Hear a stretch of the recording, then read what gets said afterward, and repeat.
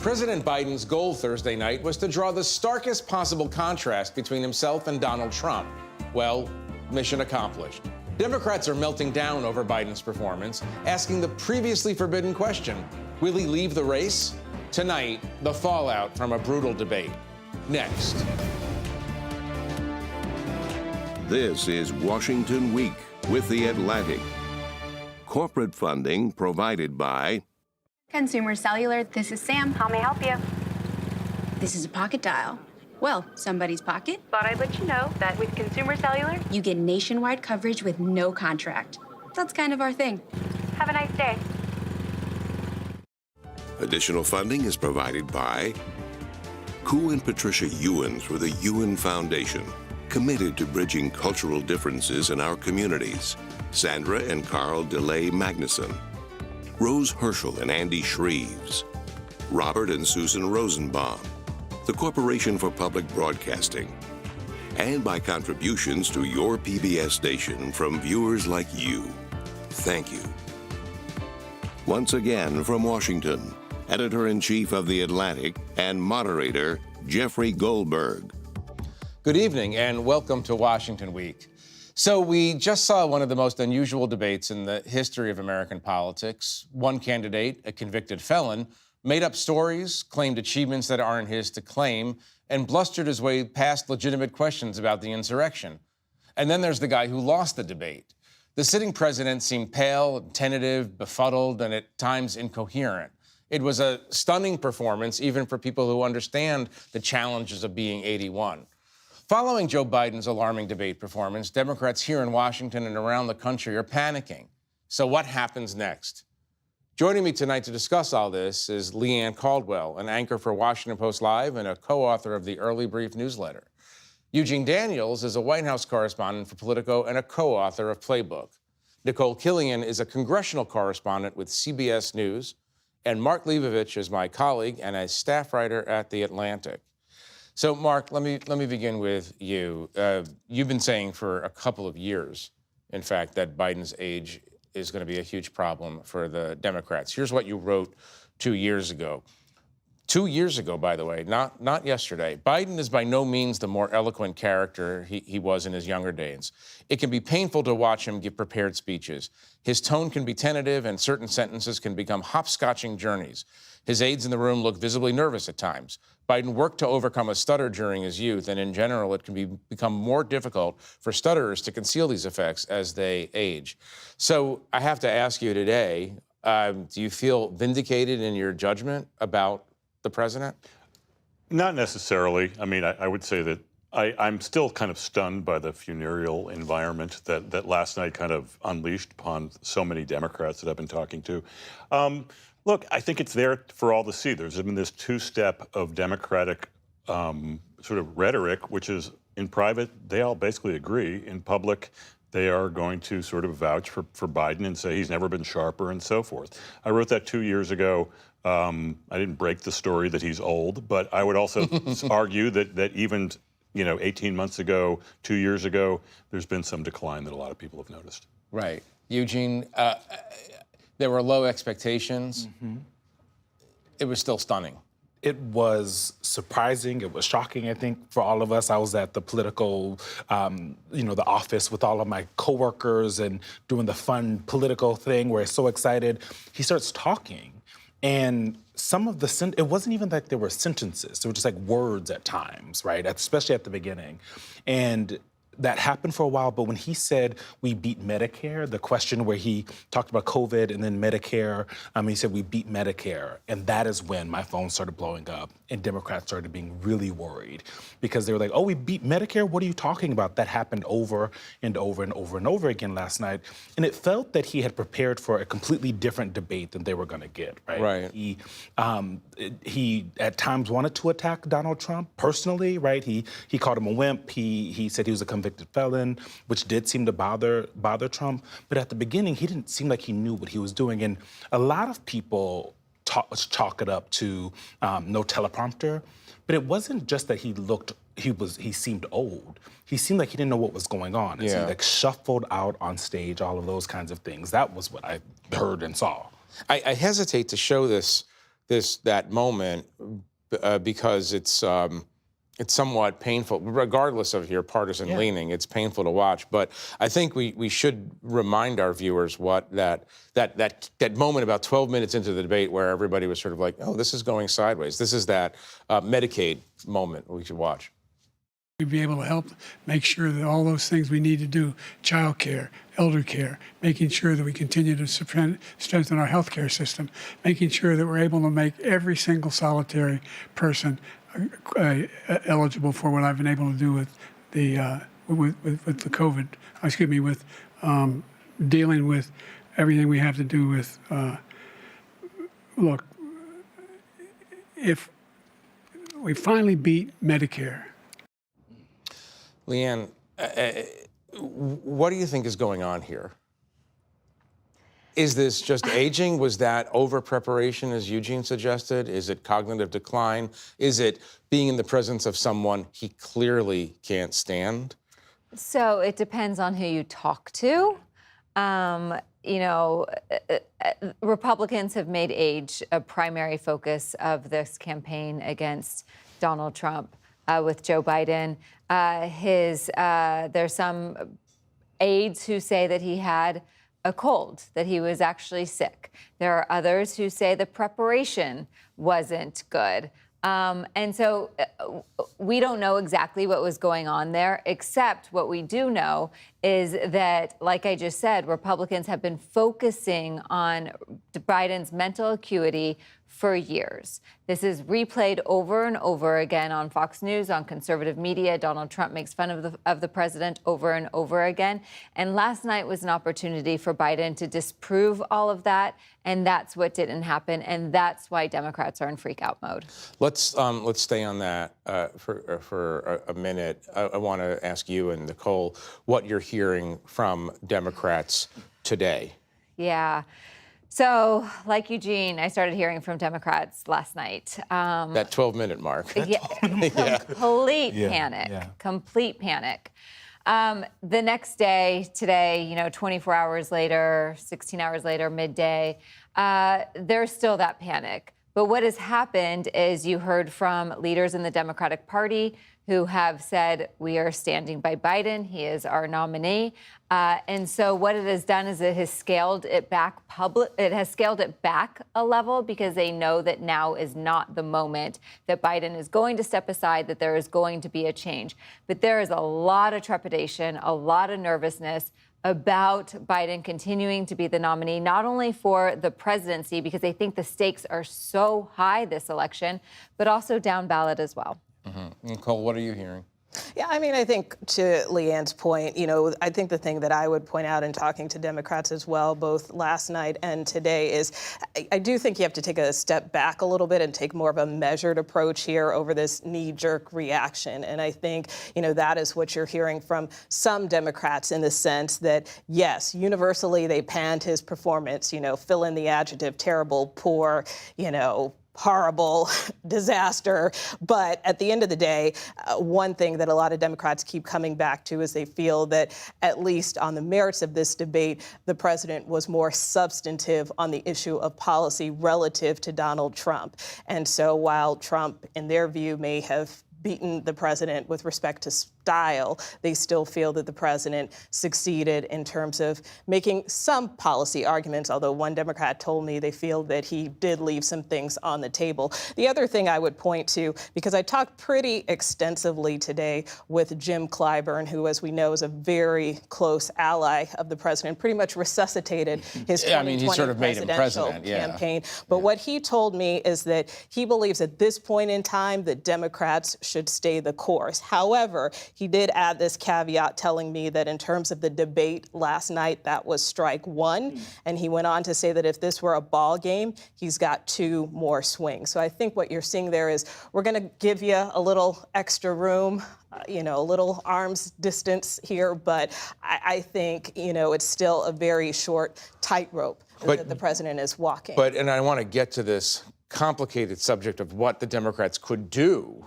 if they decided that Joe Biden simply can't be their candidate, or Joe Biden decides himself. But the idea that there's 2 more strikes, we're only 4 months out from the election, Mark. Is there any possibility 3 months away from the election, 2 months away from the election, that Biden is swapped out for another candidate, or are we already too late? No, it's not too late. I think 1 month would be too late. Right. I think, the 3 strikes thing, I mean, Jim Clyburn, obviously close ally, his word's going to go a long way, but what's the second strike is like the September debate, and then what is that? I mean, what does that even mean in a practical sense? I mean, look, a replacement, a swap-out scenario basically begins and ends with Biden stepping down on his own, people convincing him in some way, which doesn't look imminent. But I do think that the time frame here is over the next 72 hours or so. I mean, I think what we're hearing here, yes, there's a circling of the wagons, but there's panic. I mean, there is absolute panic among a lot of people I'm talking to. I'm sure we're all hearing the same thing. And there's a lot of momentum here for something to happen. I mean, this dynamic has been in place for a long time. It's now way out in the open. Right. And as I pointed out, for 2 years, people have been, including you, have been saying that, we've never had an 81-year-old, 82, 83, 84-year-old president before for a reason. And I would note that just a little while ago, the New York Times editorial board came out and argued that Biden should step down. Now, to me, that guarantees that Joe Biden will stay in the race, 100%. If only to disprove the theory of the New York Times editorial board. But Mark's talking about the next 72 hours. What would actually have to happen? What could convince him to actually step aside? Everyone I'm talking to is theorizing, hypothesizing, wishing that it comes down to Joe Biden. Yeah, sure. His wife. This is where the conversation has to start. It's a very difficult and tough conversation, and that it can only start with her. There's other people who are saying that Chuck Schumer, Hakeem Jeffries, and Barack Obama, Hillary Clinton, Bill Clinton also need to step in there too. But ultimately, this is a very personal decision for a man who, like any president, is very egotistical and think that they are the ones who can and should be the next president of the United States. But from a process standpoint, if you want to hear about that, he is not the nominee yet. And so he is not the nominee until the roll call, until he accepts the nomination at the convention, and then there's the roll call beforehand. And so it's two different scenarios.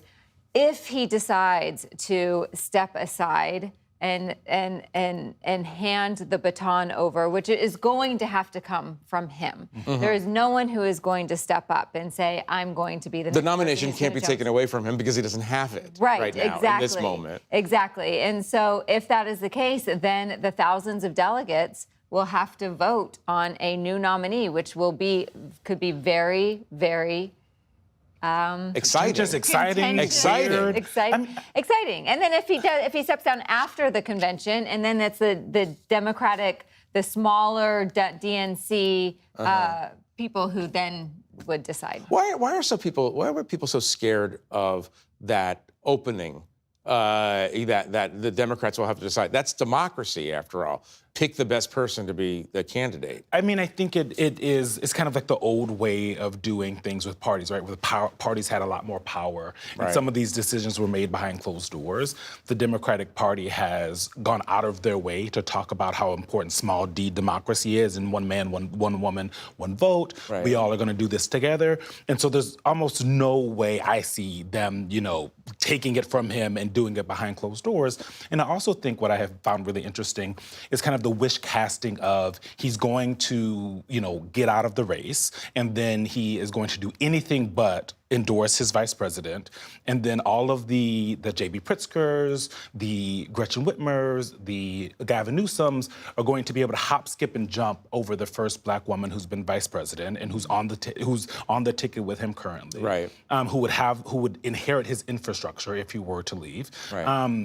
And by the way, has been doing better with the Democratic base than in the first couple of years of her term. 100%. The base and kind of largely, right? Like, they have done a better job at realizing she doesn't need to be popular with every single person in the Democratic Party. She needs to find her lane and kind of stick there. And we had a poll recently that said in 2028, so this is, there's a caveat there, but 41% of Democrats would pick her. The next person would be Pete Buttigieg at 15%, Gavin Newsom at 14%. So she's in a good position. Again, this is wish casting, because unless Dr. Joe Biden and Valerie Biden Owens' sister go to him and do this, it is almost impossible to see how he steps Well, staying on that, I want to ask both of you this question. Imagine, and maybe this is like we all watch too much West Wing, or we study too much history scandal, or we watch, or we look back to the Watergate period when the grandees of the Republican Party went to Richard Nixon and said, like, the game's up here. The idea that Barack Obama, Hillary Clinton, Hakeem Jeffries, Chuck Schumer could get in a car, go over to the White House, and say, it would be a motorcade, actually. It would be a very large motorcade. A Zoom meeting, because otherwise it would be discovered. Yeah.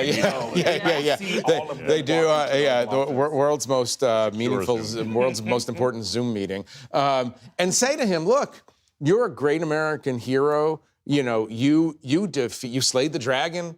You've done a good job from our perspective on policy, but really, it's democracy is at stake, not just the Democratic Party rule. Is there any chance that A, that would happen, and B, that it would have any effect? Happening. I mean, Nicole's like, stop talking about it. I don't Stop. mean to burst your bubble. No. I have no bubble. I just have a screenplay. The president's been in politics for 40 years. Who has the right to tell him to step aside? I mean, as Leanne said, that is his decision to make. The people, though. And I would say, especially working on Capitol Hill, there are a number of octogenarians up there. So, quite frankly, they have a strong lobby. But I say that from the standpoint, but they have still continued to do their job, even when there has also been, similar speculation and chatter and talk about their mental cognition. I mean, Dianne Feinstein worked until her death. Obviously, in the case of Leader Mitch McConnell, he, did. But these are not great looks you're talking about. He did make a decision to step aside from leadership, but, look at Bernie Sanders. He's running for re-election. He's 82. So, I mean, it really is just a very personal, intimate decision for these lawmakers. And granted, the president may have had a difficult night, but as many Democrats have argued, are you going to throw away 3.5 years for one night? And I don't think Democrats are ready to make that call just yet. Mark? I bristle a little bit at it's a very personal decision. It is not a personal, it is a personal decision on some level, but this is a massively consequential national decision that so much is riding on. And it's not like Mitt Romney or Nikki Haley or John McCain is, standing on the stage with Joe Biden. And it's not like this all started last night. This is culminating a narrative, and it's not just a narrative. People can plainly see it. It's not just what Republicans have been pushing. It's not an argument. It's not a political tool here. It is plain to the naked eye what has been happening. There's a level of decline. It was really, cast into great and tragic relief last night. Mark, but and I think the thing is that Nicole's saying is because it's not new, it is now too late. Had they done this before he announced, before they made that big video, before he said he was going to run, I think that's different. I think you could have had Hillary Clinton and Barack Obama and Chuck Schumer, also old, go to the White House, go to Camp David, get on a Zoom and say, look, we appreciate what you did, but it is time for us to open the primary. You said you were going to be a bridge during the election. The bridge needs to happen now. And I think that's the issue, is because now the timing, it is possible, right? This is something, the time has not run out. So important to remember, the Biden campaign chose June 27th as the debate before he was the nominee. And so they put themselves in this position. They made a bet that they were going to have a great debate, and then it was going to focus the American people on the choice. Leanne, I want to come to you in a minute, but I also want to watch a clip from Joe Biden today that a little bit buttresses what Nikole is saying. Let's just watch this for a second. I know I'm not a young man. I don't speak as smoothly as I used to. I don't debate as well as I used to. But I know what I do know. I know how to tell the truth, and I know how to do this job. I know how to get things done.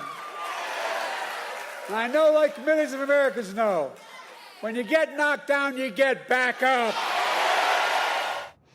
I love Red Bull too, so I'm totally with that. But I mean, there is this interesting question. I kind of want you to litigate this this disagreement between Mark and Nikole in a way. Is what we saw Thursday night? Is that a culmination of a decline, or is that a very bad night? And I'd love to know your own opinions, and I'd love to know what you think the people who run the Democratic Party think. Okay, so in that clip, he was also reading a teleprompter, which is much different than standing at a debate, standing next to his nemesis, Donald Trump. But I will tell you what I have heard over the past year or two. Mostly year, I guess. Mostly from Republicans who have been in the room with President Biden through negotiations, that some days he is very strong, and some days he is not. And I think that last night was one of the days that he is not strong. And I think that the thing is, people aren't just thinking about today, how he is today. He will be 86 years old in 4 years. And what happened last night is also distracting about Donald Trump and his debate performance and his mistruths, his lies that he continues to tell, and spinning of history, really. It's the inconsistency that is the problem for a lot of Democrats, right? Because it's I haven't dated in a while because I'm married, but like breadcrumbing, which is you kind of give people just enough to keep coming back. It's not ghosting, right? You don't go away, but you give them just a little bit. And so they say, you know what, actually, I don't need to break up with this person. I'm going to stick with them. And that's kind of what happens because he does this terrible debate performance. Then he goes to this rally in Atlanta. He does a great job, by all intents and purposes. He goes today, and not just on teleprompter, but he just seemed different. The energy level was completely different. It was midday, so there's that. But the inconsistency has been the problem for years. Right. Breadcrumbing. I like that. I'm going to steal that from you. I want to talk in the last minutes that we have about the thing that we're not talking about. You just mentioned it, which is Donald Trump, who in any other debate, we'd be talking about the velocity of lies. I'm not going to use euphemism, falsehood, whatever. He just made up stuff all throughout the debate. Here, just watch this brief clip. I could see what was happening. Everybody was saying they're going to be there on January 6th. And I said, they ought to have some National Guard or whatever. And I offered it to her. And she now admits that she turned it down. She said, I take full responsibility for January 6th. He can take the life of the baby in the 9th month and even after birth, because some states, Democrat run, take it after birth. He's willing to, as we say, rip the baby out of the womb in the 9th month and kill the baby. I mean, we're not doing a fact check here. The her in the first episode was Nancy Pelosi, by the way. But Mark, let's talk about this just for a minute. Those are extraordinary claims to make. And yet we're talking about Joe Biden's literal ability to serve. Yeah. It's not a healthy situation for democracy. No, and I would say that even the most Olympic-level debater, the most nimble person you could think of, Pete Buttigieg, Gavin Newsom, Mitch Landrieu, I don't know, if he was up there or she was up there, you would have a tall order. Do you correct this? Do you not correct that? Do you attack here? Do you defend yourself here? Do you call out this lie, that lie? I mean, if you're a moderator, it's a whole other thing. But so that's a big challenge. And when you have the extremely limited, obviously, capacity that Joe Biden demonstrated last night, you have a recipe for an absolute disaster, right, which is what we had. So it's a really tall order. Yeah, Nikole, let me ask you this. Something interesting today. The Democratic Party is in a panic over Biden's age and seeming infirmity, but the Republican Party doesn't seem to be in any kind of panic about the fact that Donald Trump made up stuff throughout the debate. What does that tell you? Yeah, well, and also just to piggyback, I mean, I think in terms of Nancy Pelosi, who I also spoke to today, I mean, she responded to Trump calling what he said sick. So there's that. But I think in terms of Republicans, I mean, look, they are doing victory laps. I mean, at the end of the day, at least again, from the performative aspects of this debate, their candidate won. That's what, all the snap polling shows. So they do have a reason to feel upbeat and optimistic. Furthermore, it's part of their drumbeat. It's part of their narrative that, they have said, well, we've been telling you about the president's decline. Now you can see it for yourself. That being said, I did put that question to some Republican leaders today about whether or not they thought the former president was being truthful, and they took a beat. So, I think it's kind of a similar dynamic in the sense that publicly, they're going to back their guy, even if privately they may disagree with him on certain issues like January 6th. It's just fascinating that his truthfulness is not the main subject of debate in Washington today, maybe because we've gotten used to something. But, we could obviously continue this conversation all night, and we'll be talking about this in the weeks ahead. But unfortunately, we need to leave it there for now. I want to thank our panelists for joining us and for sharing their reporting. And thanks to our viewers for joining us. You can find more of Mark Leibovich's terrific reporting at theatlantic.com. I'm Jeffrey Goldberg. Good night from Washington. Corporate funding for Washington Week with The Atlantic is provided by Consumer Cellular. Additional funding is provided by Koo and Patricia Ewens for the Ewen Foundation, committed to bridging cultural differences in our communities. Sandra and Carl DeLay Magnuson. Rose Herschel and Andy Shreves, Robert and Susan Rosenbaum, the Corporation for Public Broadcasting, and by contributions to your PBS station from viewers like you. Thank you.